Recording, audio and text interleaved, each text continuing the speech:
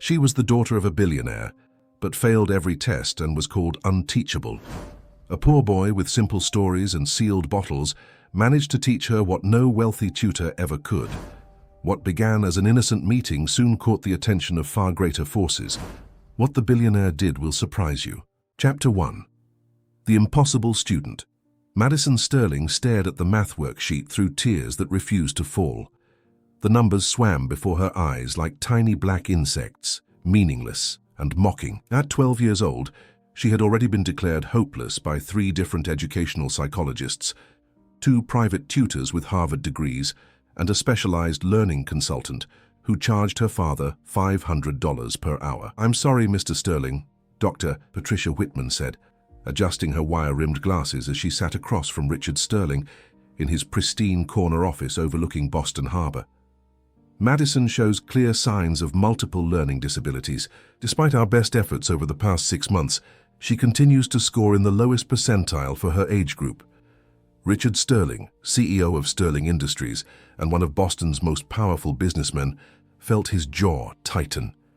His empire worth billions could solve almost any problem money could buy, yet his daughter's education remained an unsolvable puzzle that haunted him daily. "There must be something else we can try," Richard insisted, his voice carrying the authority that made board members tremble. "Another specialist, a different approach, anything." Dr. Whitman shook her head slowly. "Mr. Sterling, I've been doing this for 25 years. Some children simply cannot learn in traditional ways.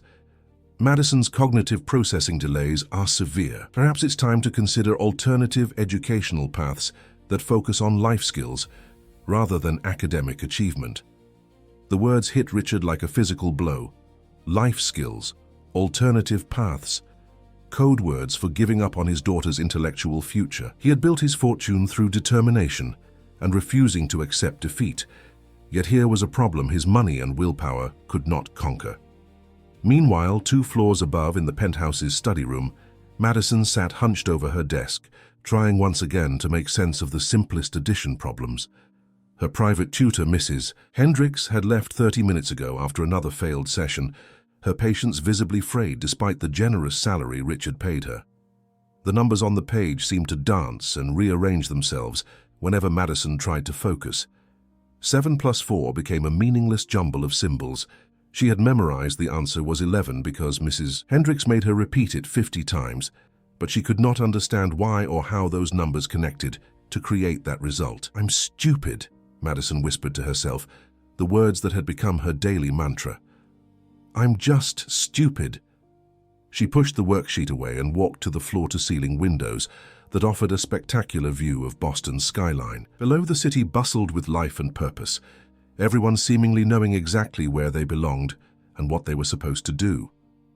Everyone except her. In the distance, she could see the outline of the public elementary school where her limousine passed each morning, on the way to her private sessions with various specialists. She had always wondered what it would be like to attend a regular school with other children, to not be the broken project that adults whispered about in hushed, concerned tones.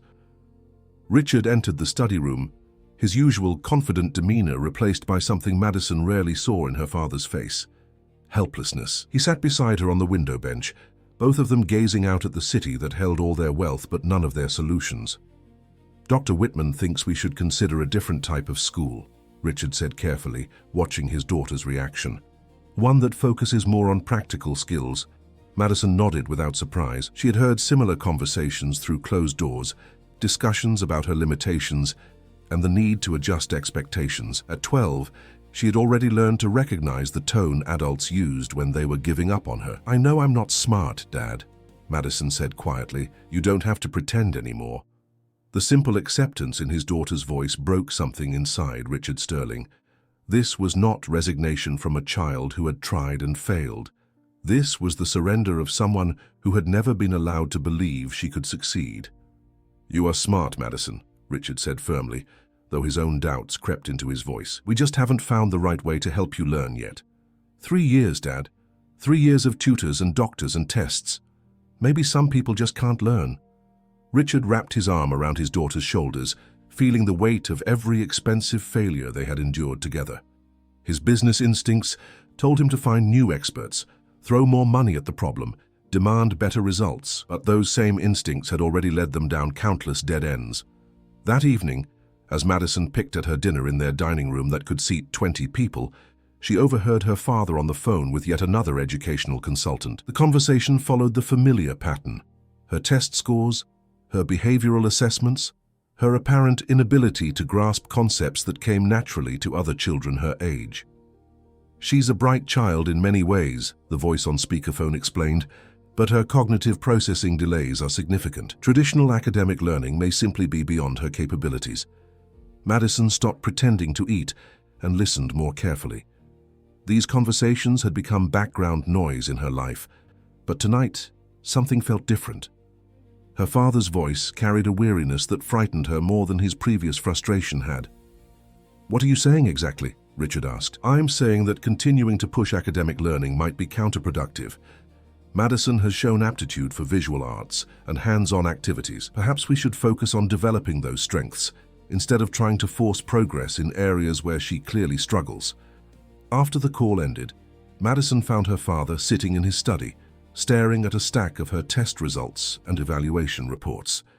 The paperwork told a story of consistent failure, despite every advantage money could provide. "Dad?" Madison stood in the doorway, suddenly looking much younger than her 12 years.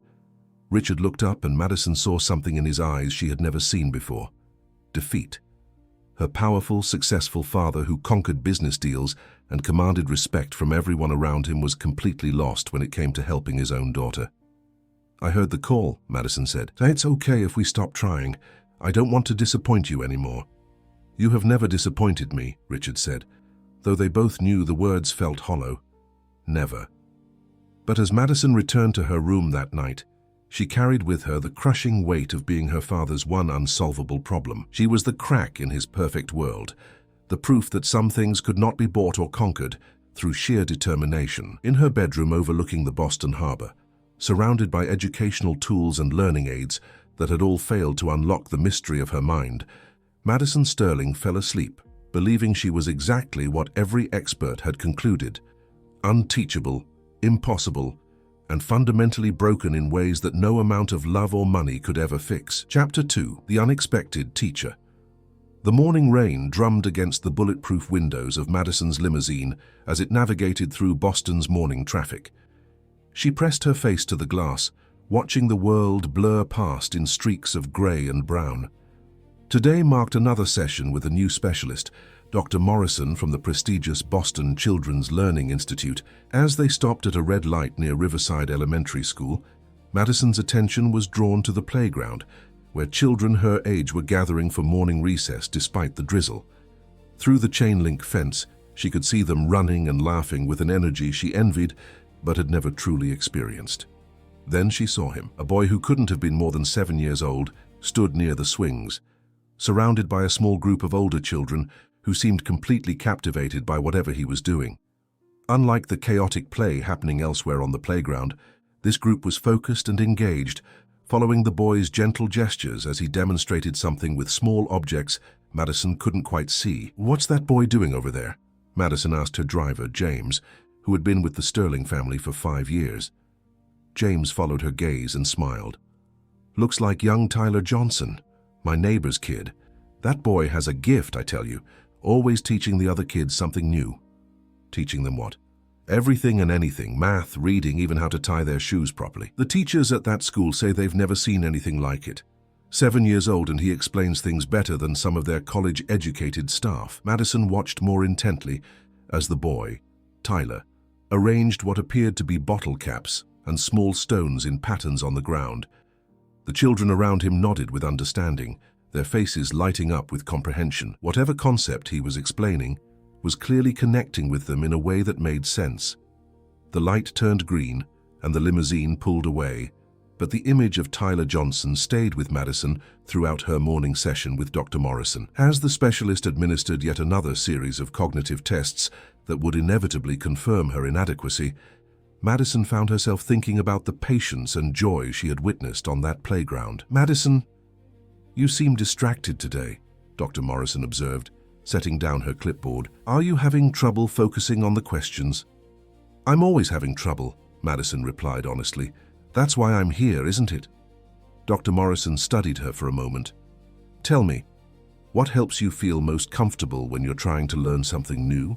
The question surprised Madison. In 3 years of evaluations, no one had ever asked what made her feel comfortable, only what made her struggle. "I don't know," Madison said.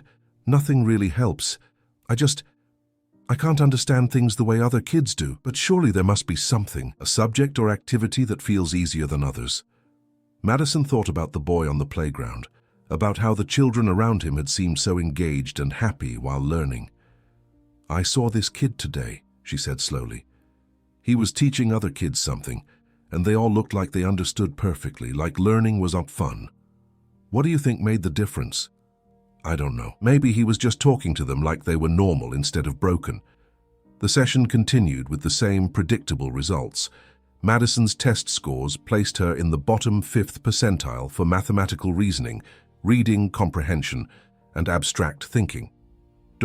Morrison's notes would join the growing file of documentation, proving what everyone already knew. Madison Sterling was unteachable. That afternoon, as Madison sat in the study room attempting homework that might as well have been written in hieroglyphics, she made a decision that would have terrified her father if he had known about it. She was going to find Tyler Johnson and see for herself what made him such an effective teacher.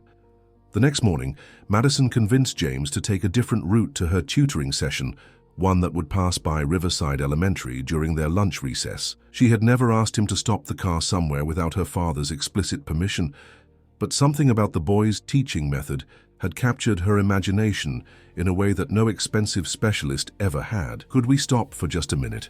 Madison asked as they approached the school. "I want to see that boy you mentioned again." James glanced at her in the rearview mirror. "Your father expecting you somewhere specific right now? Not for another hour, please?" There was something in Madison's voice that James had never heard before, genuine curiosity rather than resigned dread about anything related to learning.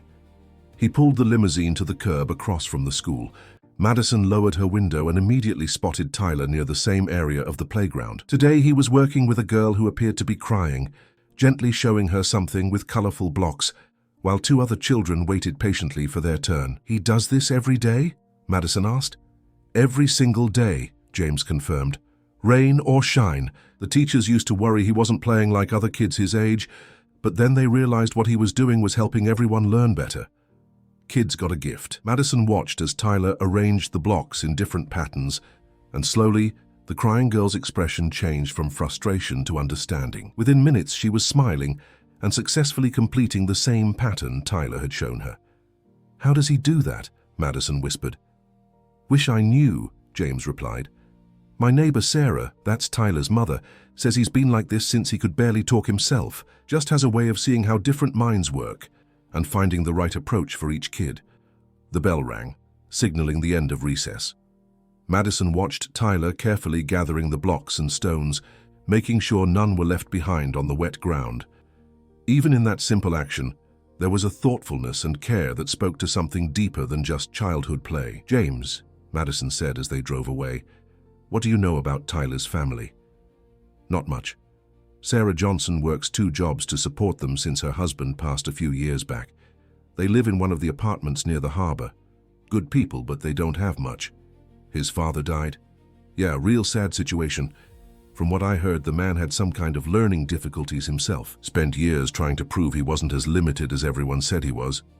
Madison felt a strange connection to someone she had never met. "What happened to him?" "Heart attack, I think.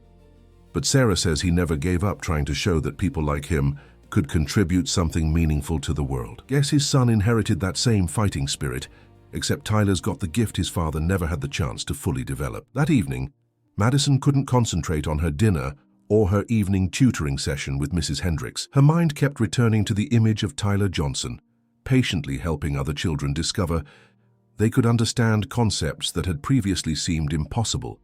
For the first time in her life, Madison Sterling had witnessed someone her own age successfully teaching others. And more importantly, she had seen learning happen without tears, frustration, or the crushing weight of failure. She began to wonder if the problem wasn't that she couldn't learn, but that no one had ever found the right way to teach her. As she lay in bed that night, Madison made another decision that would have alarmed her father and her army of expensive specialists. She was going to find a way to meet Tyler Johnson and discover if his teaching gift could possibly work on someone who had been deemed impossible to teach. The rain had stopped, and through her bedroom window, Madison could see the lights of the city stretching toward the harbor, where Tyler and his mother lived their modest but purposeful life. For the first time in years, she fell asleep with something other than dread filling her thoughts about learning. She fell asleep with hope. Chapter 2. The Unexpected Teacher. The morning rain drummed against the bulletproof windows of Madison's limousine as it navigated through Boston's morning traffic. She pressed her face to the glass, watching the world blur past in streaks of gray and brown. Today marked another session with a new specialist, Dr. Morrison from the prestigious Boston Children's Learning Institute. As they stopped at a red light near Riverside Elementary School, Madison's attention was drawn to the playground where children her age were gathering for morning recess, despite the drizzle. Through the chain-link fence, she could see them running and laughing with an energy she envied, but had never truly experienced. Then she saw him. A boy who couldn't have been more than 7 years old stood near the swings, surrounded by a small group of older children who seemed completely captivated by whatever he was doing. Unlike the chaotic play happening elsewhere on the playground, this group was focused and engaged, following the boy's gentle gestures as he demonstrated something with small objects Madison couldn't quite see. "What's that boy doing over there?" Madison asked her driver, James, who had been with the Sterling family for 5 years. James followed her gaze and smiled. "Looks like young Tyler Johnson, my neighbor's kid. That boy has a gift, I tell you, always teaching the other kids something new." "Teaching them what?" "Everything and anything. Math, reading, even how to tie their shoes properly. The teachers at that school say they've never seen anything like it. 7 years old, and he explains things better than some of their college-educated staff." Madison watched more intently as the boy, Tyler, arranged what appeared to be bottle caps and small stones in patterns on the ground. The children around him nodded with understanding, their faces lighting up with comprehension. Whatever concept he was explaining was clearly connecting with them in a way that made sense. The light turned green, and the limousine pulled away, but the image of Tyler Johnson stayed with Madison throughout her morning session with Dr. Morrison. As the specialist administered yet another series of cognitive tests that would inevitably confirm her inadequacy, Madison found herself thinking about the patience and joy she had witnessed on that playground. "Madison, you seem distracted today," Dr. Morrison observed, setting down her clipboard. "Are you having trouble focusing on the questions?" "I'm always having trouble," Madison replied honestly. "That's why I'm here, isn't it?" Dr. Morrison studied her for a moment. "Tell me, what helps you feel most comfortable when you're trying to learn something new?" The question surprised Madison. In 3 years of evaluations, no one had ever asked what made her feel comfortable, only what made her struggle. "I don't know," Madison said. "Nothing really helps.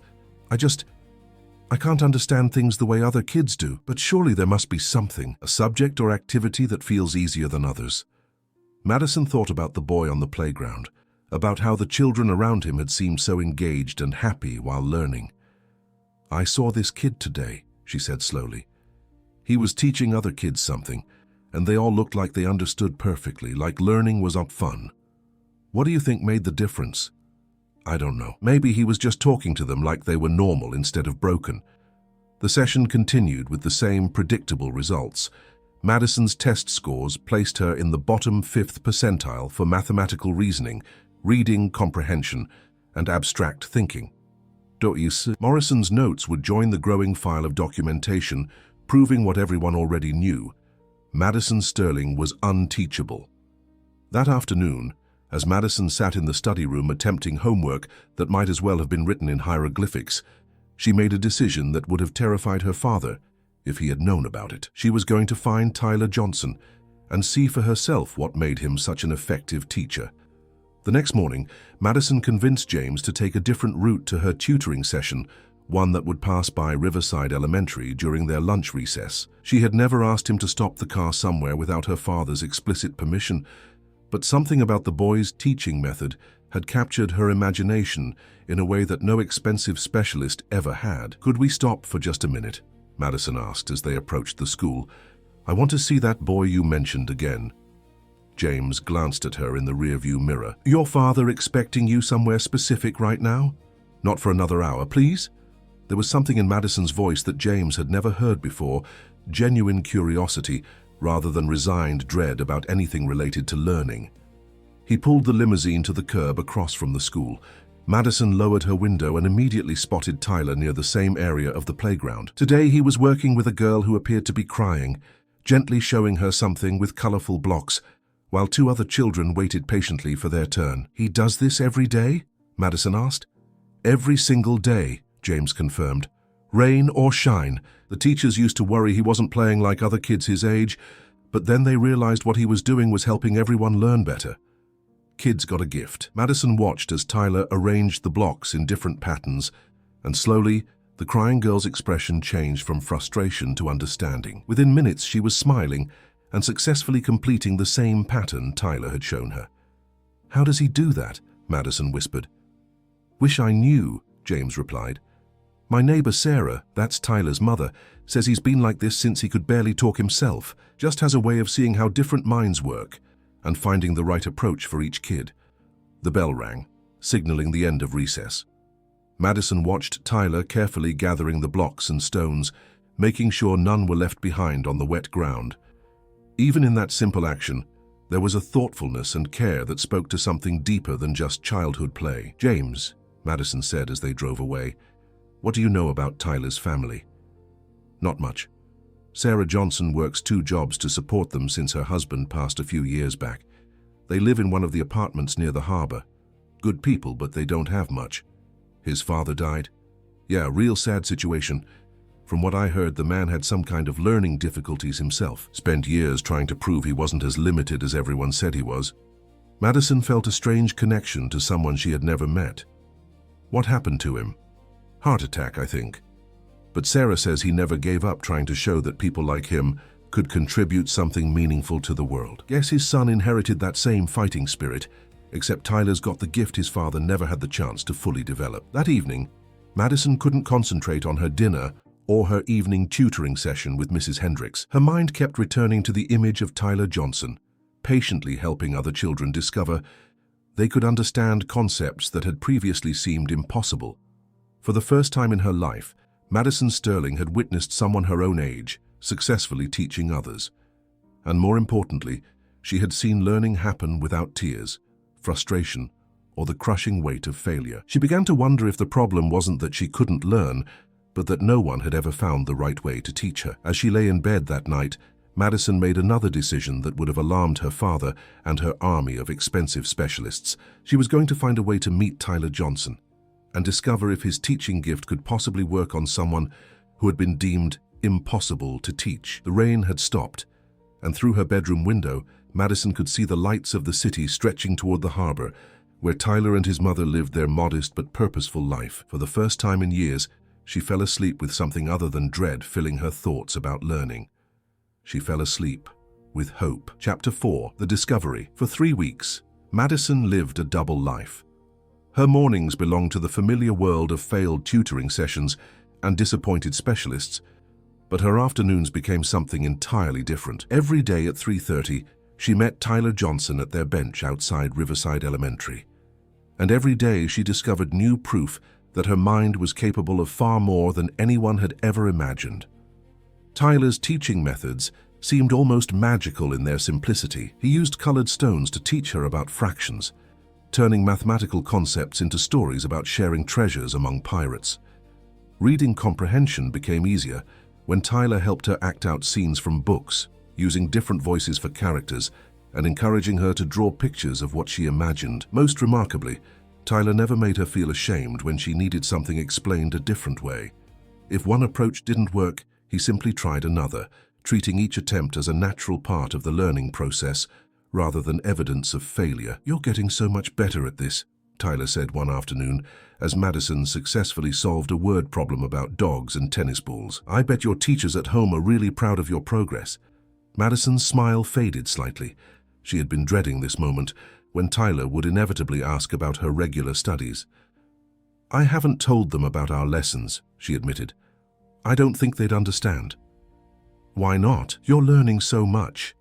"Because," Madison struggled to explain the complicated world of wealth and expectations that Tyler had never experienced. "My dad has spent so much money trying to help me learn.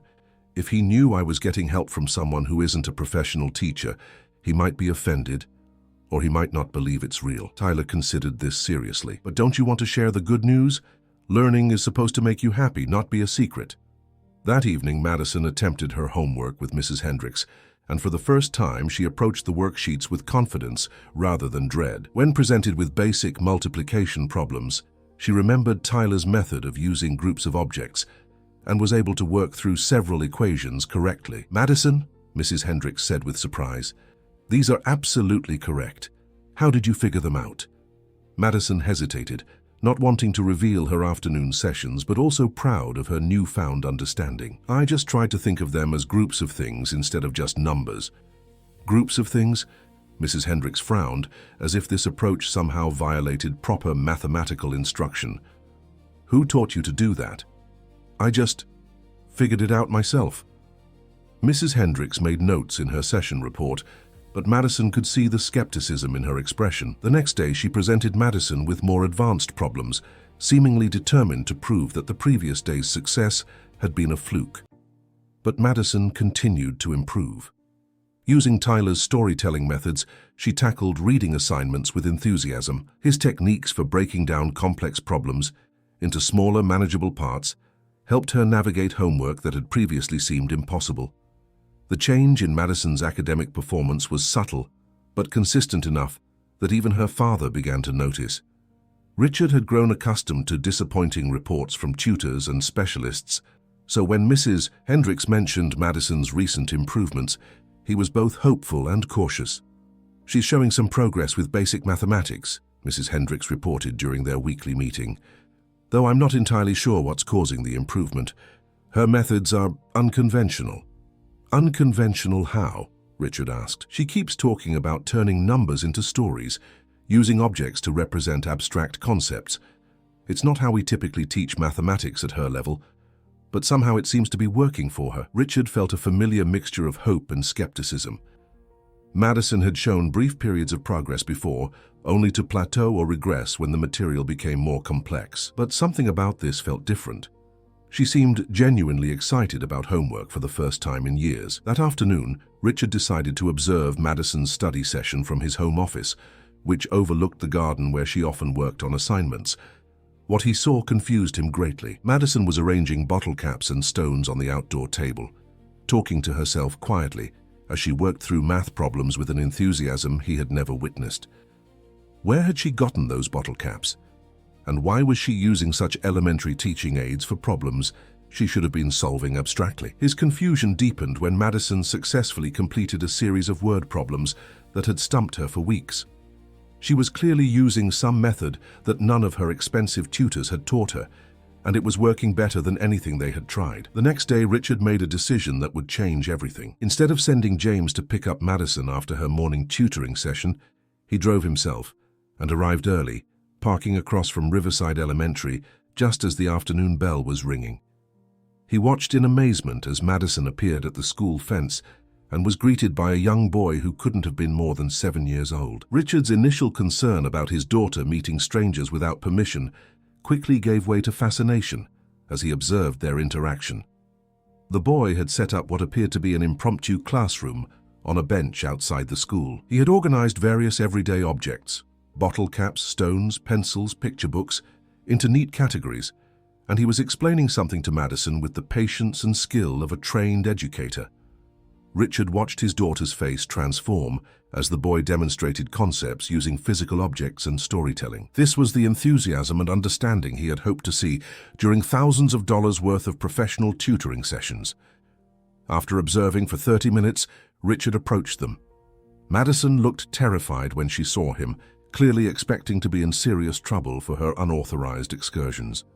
"Madison," Richard said gently, "I think you and I need to talk, and I'd like to meet your teacher."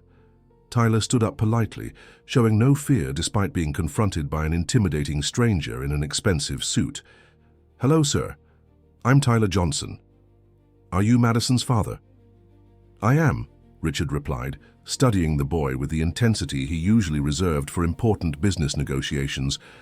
"I understand you've been helping Madison with her studies." "Yes, sir. Madison's really smart. She just learns differently than most people." The simple confidence in Tyler's voice, his complete certainty that Madison was capable of learning, struck Richard like a physical blow.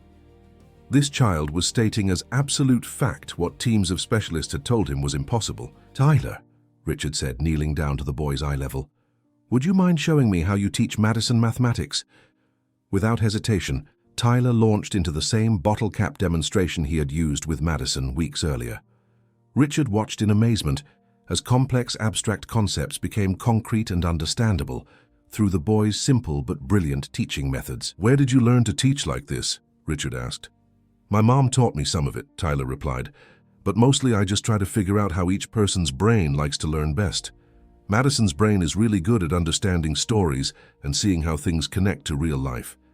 Richard looked at his daughter, who was glowing with pride at Tyler's assessment of her abilities. In 20 minutes, this 7-year-old boy had demonstrated more insight into Madison's learning style than any of the credentialed professionals they had consulted. "Tyler," Richard said carefully, "would you and your mother be willing to meet with me?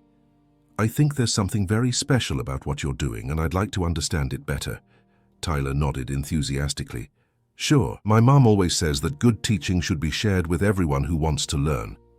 As they prepared to leave, Richard realized he was looking at something he had never encountered in all his years of business success, a natural talent that no amount of money could buy, displayed by a child who had learned to teach from necessity and compassion rather than formal training. For the first time since Madison's learning difficulties had been diagnosed, Richard Sterling felt genuine hope that his daughter's future might be brighter than any specialist had dared to suggest. Chapter 5. An Unlikely Partnership. The Johnson apartment in South Boston was a world away from the Sterling mansion on Beacon Hill. Richard had to duck slightly to avoid hitting his head on the low doorframe as Sarah Johnson welcomed him and Madison into her modest 2-bedroom home.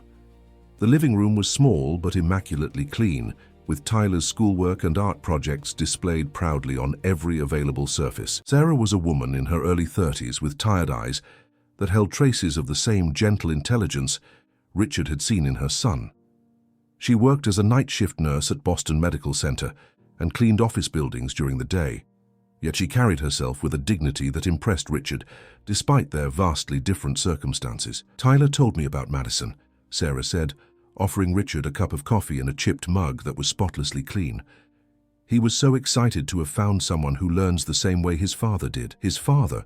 Richard asked, settling carefully onto a sofa that had clearly seen better days, but was comfortable in a way his expensive furniture never quite achieved. Sarah's expression grew wistful.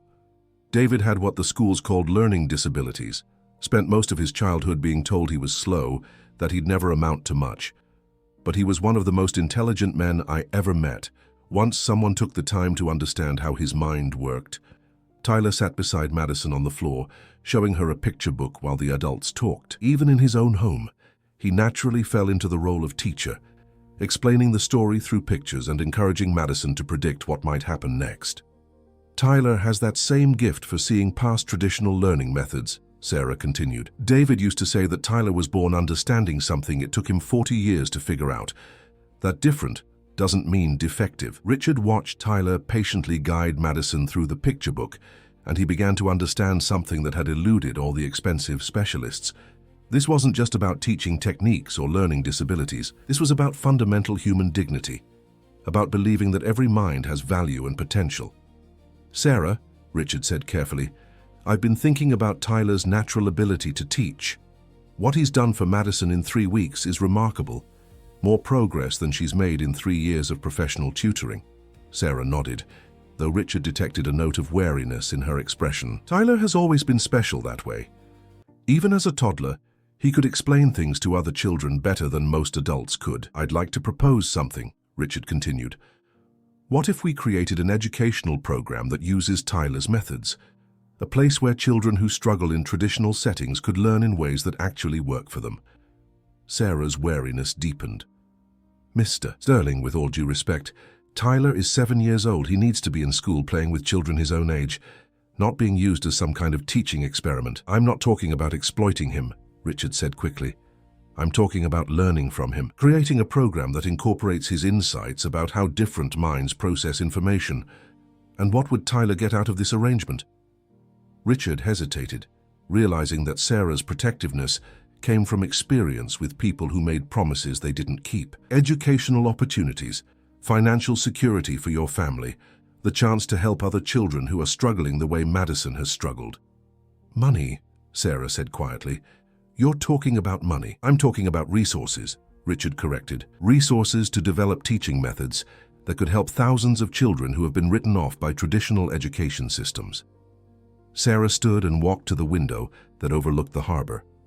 In the distance, the lights of downtown Boston twinkled like stars, representing a world of opportunities that had always seemed impossibly far from her neighborhood. Tyler, Sarah called softly, can you come here for a minute? Tyler left Madison with the picture book and joined his mother at the window. Sarah knelt down to his eye level, just as Richard had done at the school. Mr. Sterling wants to create a special school where you could teach other children using the same methods you use with Madison. What do you think about that? Tyler's face lit up with excitement. Really? There could be more kids like Madison who just need someone to explain things differently? Yes, Richard interjected. Lots of children who have been told they can't learn, just like Madison was told. Tyler looked back at Madison, who was still absorbed in the picture book. Madison's really smart, Mum. She just needed someone to show her that numbers can tell stories and that reading is like watching movies in your head. Sarah exchanged a meaningful look with Richard. Tyler, this would be a big responsibility, and it might mean that school and learning become more like work for you. But helping kids learn isn't work, Tyler said with the wisdom of someone far older than his 7 years. It's just what you do when you see someone who needs help. Richard felt something shift inside his chest. This child's simple compassion and natural teaching ability represented something his wealth had never been able to purchase, the genuine desire to help others succeed. Sarah, Richard said, I understand your concerns about Tyler's childhood and education. What if we start small? A pilot program with just a few children, including Madison. Tyler could work with them a few hours a week while continuing his regular schooling. Sarah considered this carefully. She had spent years watching her son's natural gifts go unrecognized in traditional educational settings, just as her husband's intelligence had been overlooked and dismissed by systems that couldn't accommodate different learning styles. There would have to be conditions, Sarah said finally. Tyler's welfare comes first, always. This project succeeds only if it benefits him as much as it benefits the other children. Absolutely, Richard agreed, and I want to be involved. Not just as Tyler's mother, but as someone who understands what it's like to fight for a child who learns differently. Richard nodded. I was hoping you'd say that. Tyler's insights are remarkable, but he'll need adult guidance to develop them into a sustainable educational approach. Mom, Tyler said, tugging on Sarah's sleeve, can Madison come back tomorrow? I want to show her how to turn division into a pizza-sharing game. Sarah looked at her son's eager face, then at Madison, who was watching their conversation with hopeful eyes. These two children, from completely different worlds, had found in each other proof that learning could be joyful and that intelligence came in many forms. Yes, Sarah said to Tyler, then turned to Richard. We can try it. But we do this right, Mr. Sterling. We do this in a way that honors what Tyler has to offer, while protecting his childhood. As Richard and Madison prepared to leave, Tyler ran to his bedroom and returned with a small notebook filled with drawings and observations about different teaching methods. He had been unconsciously documenting his approaches, creating a record of techniques that could potentially revolutionize how struggling students were taught. This is for Madison, Tyler said, handing her the notebook, so she can remember that her brain works perfectly. It just works differently than other people's brains. Madison clutched the notebook to her chest as if it were made of gold. In a way, Richard realized, it was more valuable than gold. It represented hope, understanding, and the radical idea that every child deserves to learn in the way that makes sense to them. Driving home through the Boston night, Richard felt something he hadn't experienced in years. Genuine excitement about the future, not because of a business deal or financial opportunity, but because two children had shown him that the most important lessons couldn't be bought. They could only be shared with patience, compassion, and the revolutionary belief that every mind has unlimited potential. Chapter 6. The Learning Revolution. 6 months later, the Johnson Sterling Learning Centre opened its doors in a renovated warehouse in Cambridge. The space bore no resemblance to a traditional classroom. Instead of rigid rows of desks, there were comfortable reading nooks, hands-on learning stations, and walls covered with student artwork and success stories. Richard had invested $2 million in the pilot program, creating an environment where Tyler's teaching methods could be properly documented and refined. But more importantly, he had found 10 children who had been labeled as unteachable by the Boston school system. Children whose stories mirrored Madison's years of academic struggle and diminished self-worth. Tyler, now 8 years old, had grown into his role as head learning consultant with remarkable maturity.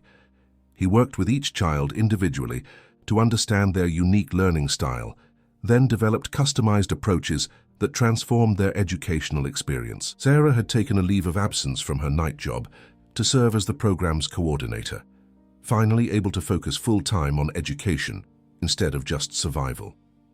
"Tell me about Marcus," Richard said during their weekly progress meeting, reviewing files on each of the program's participants. Marcus was labeled as having severe ADHD and oppositional behavior, Sarah explained. Traditional classrooms couldn't handle his energy levels, but Tyler discovered that Marcus learns best when he's moving. She led Richard to a corner of the center where Tyler was working with Marcus, a 9-year-old boy who had been expelled from 2 different schools. Instead of forcing him to sit still at a desk, Tyler had created a mathematics lesson that involved Marcus building structures with blocks while solving multiplication problems. "So if each tower needs 12 blocks, Tyler was saying, and we're building 4 towers, how many blocks do we need total?" Marcus jumped up and down with excitement as he calculated the answer, his excess energy channeled into enthusiasm for learning rather than disruptive behavior. 48 blocks, can we build them now?" "Absolutely," Tyler replied. "But first, can you show me how you figured that out?" Richard watched in amazement as Marcus enthusiastically explained his calculation process while constructing the block towers. The child who had been deemed impossible to teach was not only learning mathematics but was genuinely excited about it. "And Emma?" Richard asked, nodding toward a quiet girl working with colorful letter cards at another station. "Emma was diagnosed with severe dyslexia," Sarah explained. Reading specialists said she might never be able to read at grade level, but Tyler realized that Emma's brain processes letters better when they're connected to movement and music. Tyler had created a reading program that turned letters into dance movements and words into songs. Emma, who had struggled for years with static text on pages, was now reading simple stories while moving her body to match the rhythm of the words. One by one, Richard met children who had been failed by traditional education but were thriving under Tyler's innovative approaches. There was David, who had been labeled as having an intellectual disability, but excelled when mathematical concepts were taught through cooking and measuring ingredients. There was Sophie, whose autism spectrum diagnosis had led to her being placed in special education classes, but who demonstrated remarkable analytical skills when information was presented visually rather than verbally. Most remarkably, there was Madison herself. The girl who had once believed she was unteachable was now helping other struggling students, using the methods Tyler had taught her to explain concepts to children who were just beginning their journey toward academic confidence. "Dad, look what I made," Madison called excitedly, showing Richard a detailed diagram she had created to help another student understand fractions. The girl who couldn't solve basic math problems 8 months earlier was now creating teaching materials. "This is incredible, Madison," Richard said, genuinely amazed by his daughter's transformation. "You're becoming quite the teacher yourself. Tyler says that once you understand how your own brain learns best, you can help other people figure out how their brains work too." Richard looked around the learning center, watching children who had been given up on by traditional education, discovering their own intelligence and potential. The success was undeniable, but he was beginning to realize that success would bring its own challenges. The first sign of trouble came in the form of a formal complaint filed with the Massachusetts Department of Education. Dr. Patricia Whitman, the same educational psychologist who had declared Madison hopeless, had submitted a report questioning the legitimacy of the Learning Center's methods. "They're using unproven techniques with vulnerable children," Dr. Whitman argued in her complaint. This boy Tyler Johnson has no formal training, no credentials, no certification to be working with learning disabled students.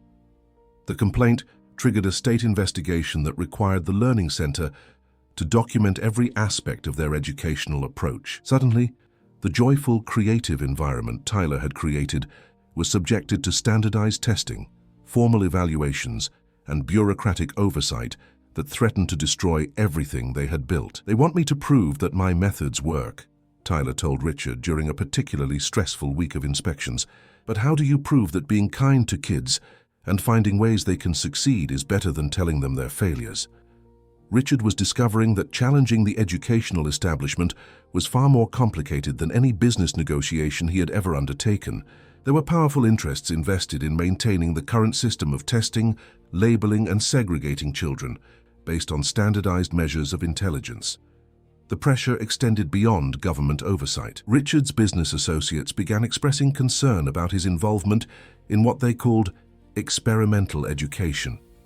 Board members questioned whether his focus on the Learning Center was affecting his judgment about Sterling Industries' strategic direction. "Richard, this education project is becoming a distraction," warned his longtime business partner David Hawthorne during a tense board meeting. "Our investors are starting to wonder if you're more interested in playing teacher than running a profitable company." "The Learning Center is an investment in human potential," Richard replied. "These children represent untapped intelligence that traditional education systems have failed to recognize. They represent a financial drain and a public relations problem," Hawthorne countered. "The education establishment is painting you as a wealthy dilettante who thinks he can revolutionize teaching because he has money." Richard felt the weight of opposition from multiple directions, regulatory challenges from state education officials, skepticism from his business partners, and subtle but growing media criticism that questioned whether a billionaire businessman had any business interfering with educational policy. But every afternoon when he visited the Learning Center and saw children like Marcus building mathematical concepts with blocks, Emma reading stories through dance, and Madison explaining fractions to struggling peers, Richard knew that Tyler's methods represented something too valuable to abandon. The real test came when Tyler himself was required to undergo formal evaluation by state-certified educational psychologists. The same type of standardized testing that had once labeled him as learning disabled would now determine whether his teaching methods could continue to help other children. "I'm not worried," Tyler told Sarah the night before his evaluation. "I know who I am and what I can do. The tests can't change that." But Richard was worried. He had seen how easily the system could crush innovative approaches that didn't fit established patterns. If Tyler was deemed unqualified to teach by the same standards that had once failed to recognize his intelligence, the entire Learning Center project could be shut down. The battle for Tyler's revolutionary approach to education was just beginning, and Richard was starting to understand that changing minds was far more difficult than changing bank account balances. Chapter 7: The Truth Revealed. The conference room at the Massachusetts Department of Education felt like a courtroom as Tyler Johnson sat across from a panel of educational psychologists, standardized test administrators, and state officials who would determine the fate of the Learning Center. At 8 years old, Tyler carried the weight of proving that his revolutionary teaching methods deserved to exist. Richard sat in the gallery with Sarah, Madison, and parents of the other children whose lives had been transformed by Tyler's approach. The irony was not lost on anyone present. The child who was once deemed unteachable was now being tested to validate his ability to teach others. "Tyler," said Dr. Rebecca Chen, the lead evaluator, "we're going to administer the same series of cognitive assessments that were used to evaluate your learning capabilities 3 years ago. Do you understand what's happening here?" Tyler nodded calmly. "Yes, ma'am. You want to see if the tests give different results now than they did when I was little?" "That's correct. Are you ready to begin?" For the next 4 hours, Tyler underwent exhaustive testing, the same battery of assessments that had once classified him as cognitively delayed. Richard watched through the observation window as Tyler approached each section with remarkable composure, occasionally explaining his thought process aloud when he arrived at solutions through methods that differed from traditional approaches. "This is fascinating," whispered Dr. Chen to her colleague during a break. "His problem-solving methodology is completely unconventional. but his reasoning is extraordinarily sophisticated. When the testing concluded, Tyler was allowed to reunite with his family while the evaluators scored his assessments. The waiting felt eternal, but Tyler seemed unconcerned, more interested in helping Madison practice reading comprehension than dwelling on his own evaluation. "Tyler," Richard said quietly, "how do you feel about how the testing went?" "It went fine," Tyler replied with characteristic confidence. "The tests are just one way of measuring what someone knows. They're not the only way, and they're definitely not the best way for everyone." 2 hours later, Dr. Chen returned with results that stunned everyone in the room. Tyler's IQ scores placed him in the 99th percentile, genius level, across all measured categories. His analytical reasoning, creative problem-solving, and abstract thinking abilities were so advanced that several evaluators had requested additional verification testing. "Ladies and gentlemen," Dr. Chen announced to the assembled panel, "we have documented a complete reversal of this child's previous assessment. Tyler Johnson now tests at the highest levels of intelligence and cognitive ability." The room erupted in murmurs and whispered conversations. Richard felt vindicated, but also deeply angry about the 3 years Tyler had lost to incorrect labeling. "Dr. Chen?" Richard stood up to address the panel. "What does this tell us about the reliability of these assessment methods?" "It tells us that standardized testing can be fallible, particularly with young children whose cognitive development may not align with traditional testing paradigms." Tyler raised his small hand. "Can I say something?"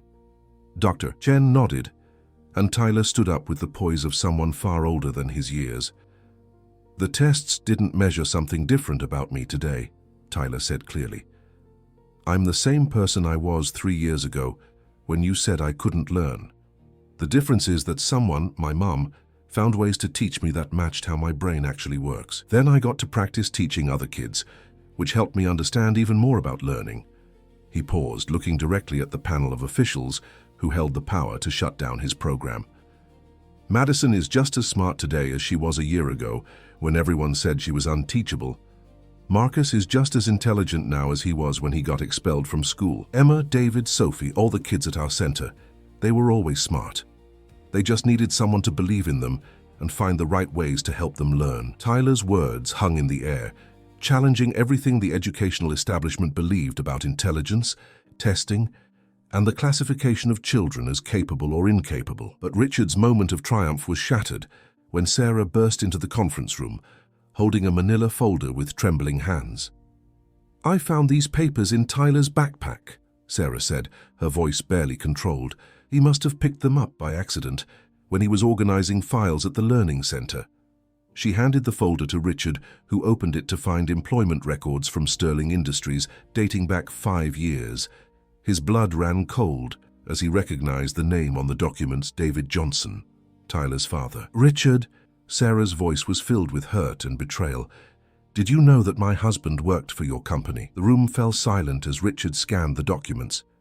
David Johnson had been employed as a quality control specialist in Sterling Industries' educational software division. According to his personnel file, he had repeatedly submitted reports about flaws in the company's learning assessment programs, reports that had been dismissed by management. "Sarah, I had no idea," Richard stammered, but the evidence was damning. David Johnson's final report, submitted just weeks before his dismissal, detailed how Sterling Industries' educational testing software was incorrectly categorizing children with alternative learning styles as cognitively impaired. Tyler grabbed the papers from Richard's hands, his young eyes scanning the documents with growing understanding. "My dad tried to tell your company that their tests were wrong, and they fired him for it." "Tyler, I didn't know," Richard said desperately. "I never saw these reports. The educational division operates independently from my direct oversight." "But it's your company," Tyler said, his voice carrying a pain that no 8-year-old should have to bear. "Your name is on the building. Your signature is on the letterhead."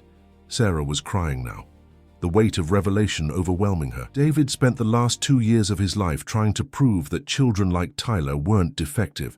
He lost his job, his health insurance, his sense of purpose, all because he tried to protect kids from being mislabeled by systems that didn't understand them. Tyler looked at Richard with eyes that had lost their characteristic warmth and trust. "Did you start the Learning Center to help kids like me, or to feel better about what your company did to kids like my dad? The question hit Richard like a physical blow. He realized that his own daughter had been a victim of the same testing protocols that his company had developed and distributed to schools across the country. The irony was devastating. He had unknowingly perpetuated the very system that had failed both Tyler's father and his own daughter. "Tyler," Richard said, kneeling down to the boy's eye level, "I started the learning center because you showed me that Madison could learn. Everything that happened afterward was because of what you taught me about intelligence and potential. But you never told us about my dad working for you. Because I didn't know. I swear to you, I didn't know." Tyler stared at Richard for a long moment, processing information that was too complex and painful for someone his age to fully understand. Finally, he turned to his mother. "Mom, I want to go home."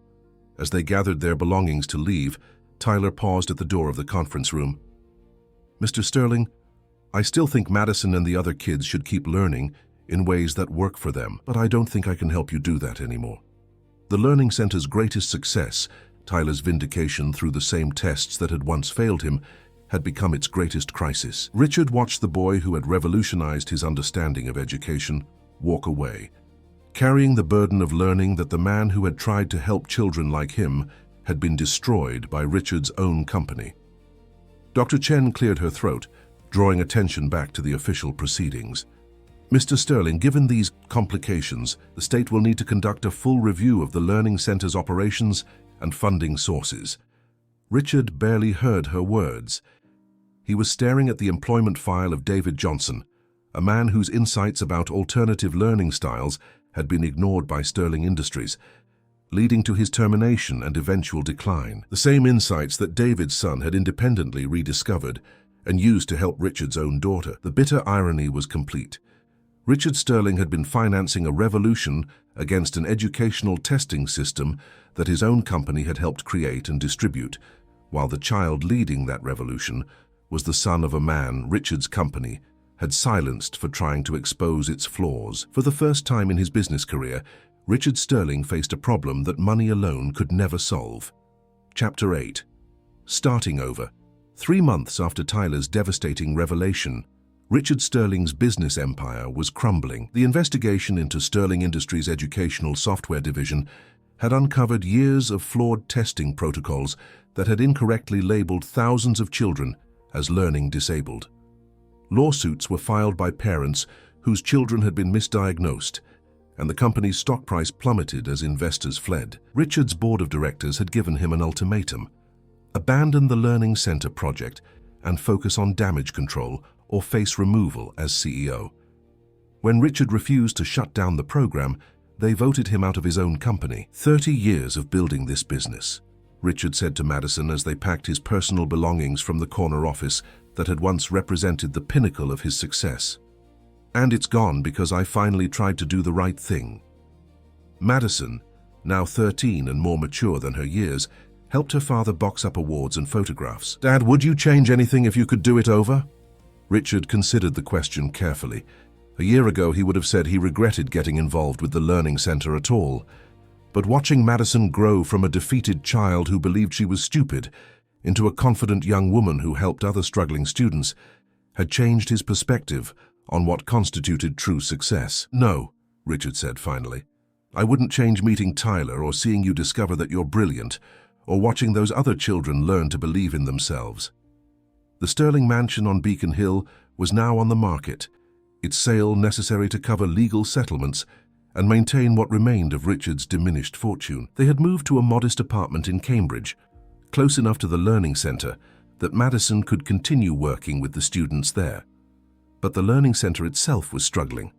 Without Sterling Industries funding, Sarah had been forced to reduce the program to just a few hours per week, and Tyler had withdrawn almost completely from teaching activities. The boy who had once been eager to help every struggling student now spent most of his time reading alone, processing the complex emotions of learning that his father had been destroyed by the same system Tyler was fighting against. One afternoon, as Richard walked past Riverside Elementary, the same school where Madison had first observed Tyler teaching, he noticed a familiar figure sitting alone on the playground bench.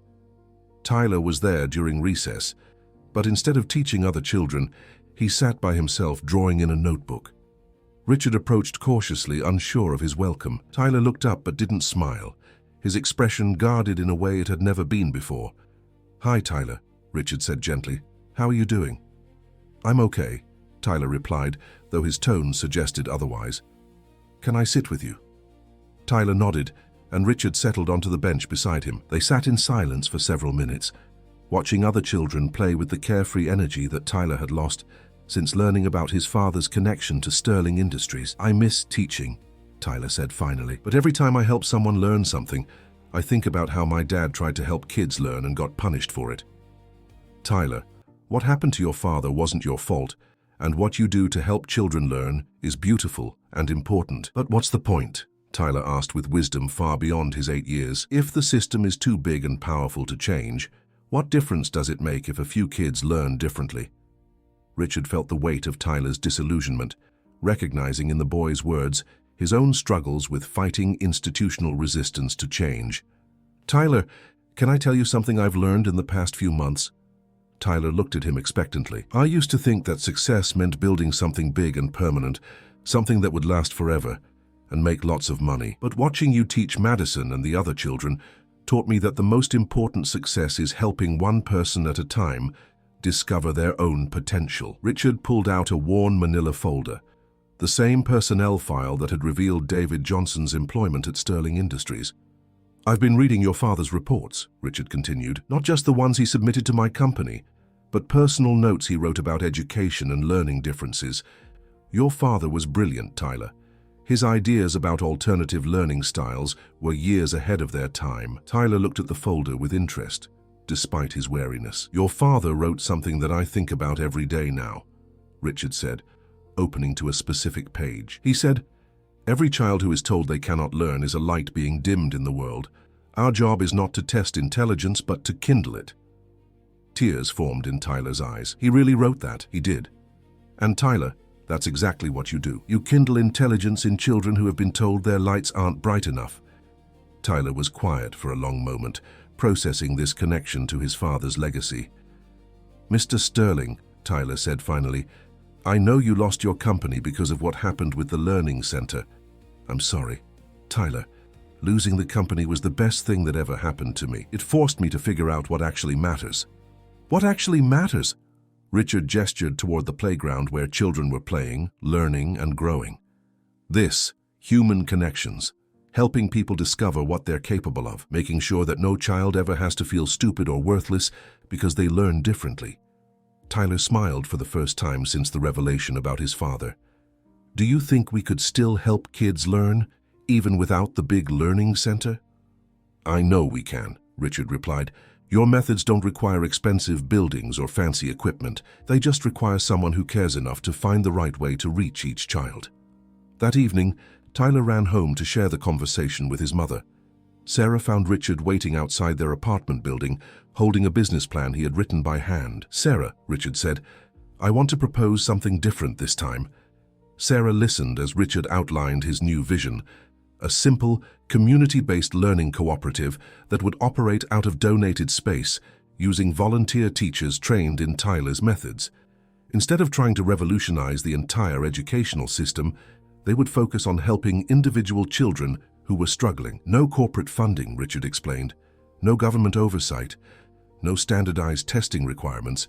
Just children learning in ways that work for them, taught by people who believe in their potential." Sarah was intrigued but cautious.